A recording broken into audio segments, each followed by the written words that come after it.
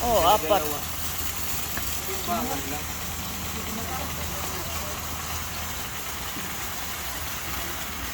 Itag mo na lang ako pa. Good morning everyone. Maayong buntag sa inyong tanan. Karon, andito kami sa kapilya. Ayan si Lorna. Say hello. Hi. Hi guys. Ayan. Tulong. Salamat sa tabang. Officially, inumpisa na namin ang paggawa, pag-repair ng Tupasugod Chapel.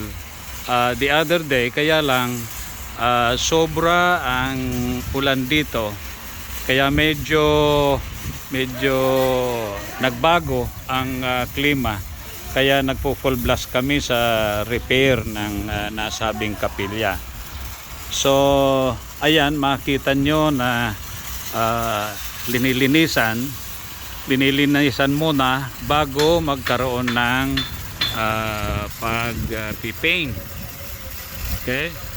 And then, that will just be the beginning because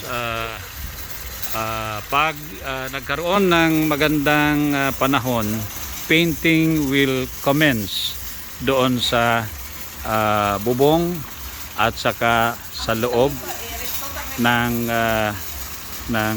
kapilya.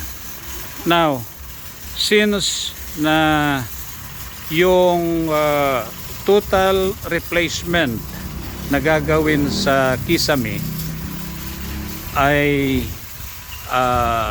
hindi pa magagawa because yung availability ng mga tao na marunong para at least mai-install yung kisame ay inisip namin, we decided na pagka-fiesta na lang because fiesta ay sa February 5 nagkakaroon na dito ng ang tawag dito sa lugar namin ay dotok, kung saan yung mga kantura o yung mga nagchachant ng mga sa Biblia ay mag-uumpisa na. Okay? So update ko kayo later doon sa ibang development.